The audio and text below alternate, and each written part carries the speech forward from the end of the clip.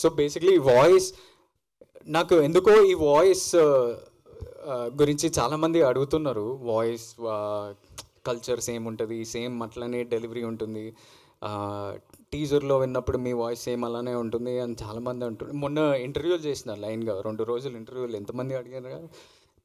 So I don't know the answer to that. నేను ఏం చేయాలి ఇప్పుడు విజయ్ ఫోన్ చేస్తే ఇద్దరు ఒకేసారి మాట్లాడుతుంటే మనకు క్లారిటీ వస్తుంది.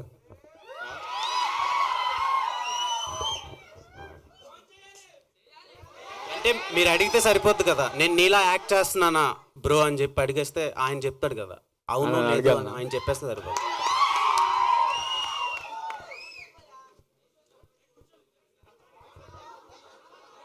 నాకు తెలియదు, షూటింగ్లో ఉన్నాడేమో.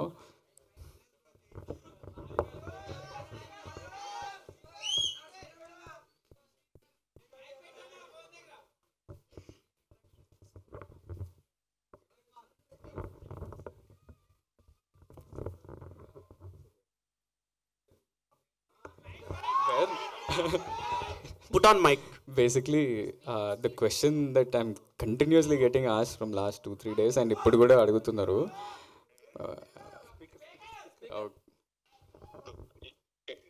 You're on speaker. ప్రెస్ మీట్లా ఇట్లా వాయిస్ ఏముంది, నేను ఇమిటేట్ చేస్తున్నా అంట. నేను ఏంది ఈ సంగతి, మీ ఒపీనియన్ ఏంటి అని నన్ను అడుగుతుర్రు. నాకు తెలియదు, మా అన్ననే చెప్తాడని నేను చెప్పిన.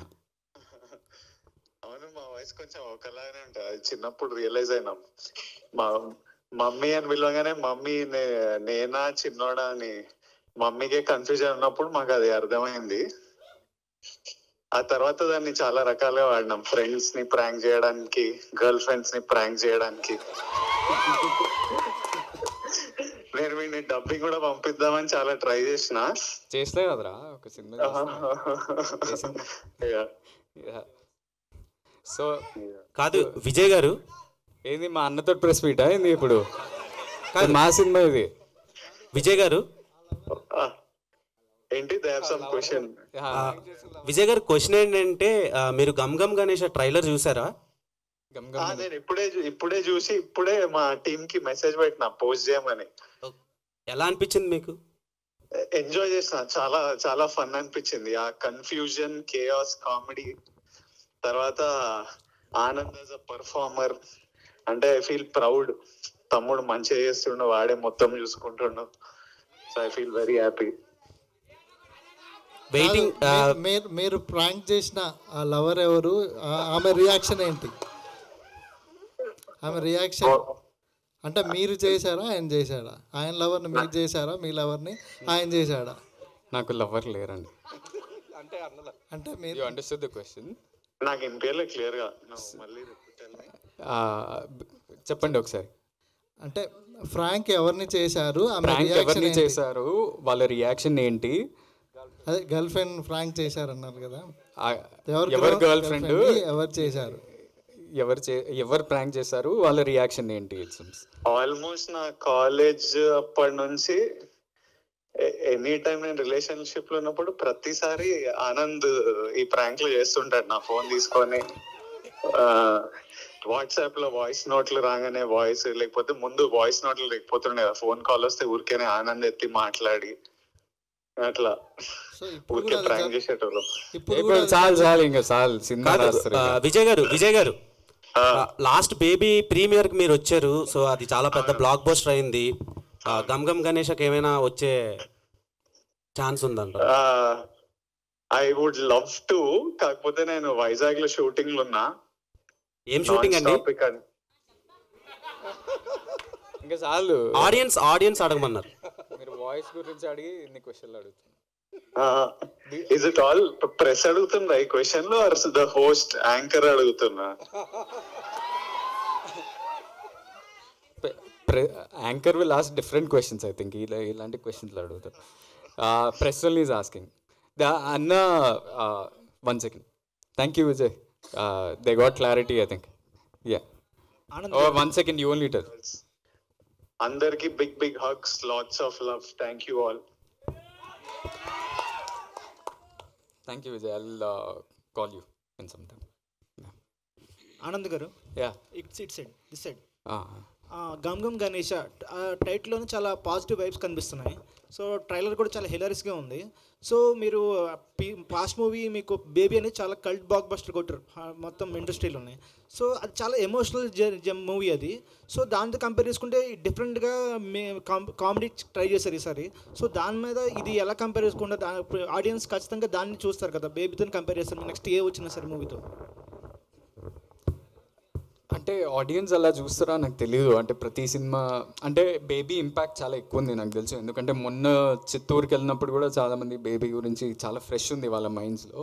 కానీ జాన్రా మనం టీజర్ ట్రైలర్ ద్వారా ఆ జాన్రా ఆ క్యారెక్టర్ అవన్నీ చూపిస్తున్నాం కదా.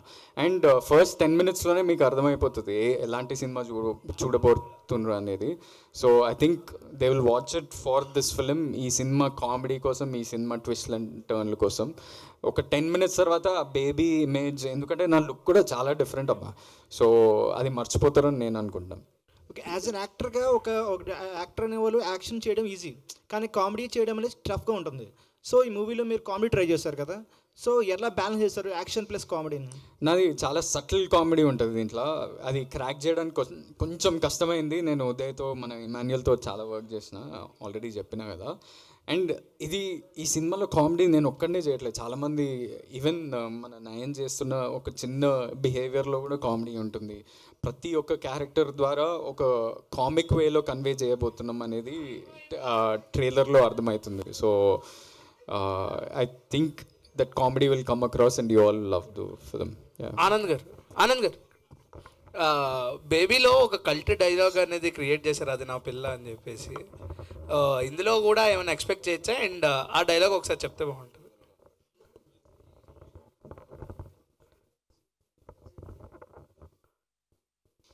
అంటే ఈ టాటూ చుట్టూ ఉంటుంది ఒక కంటిన్యూస్ థ్రెడ్, అది కొంచెం రిపీటెడ్గా అందరికి ఎక్కేస్తుంది అనమాట అది.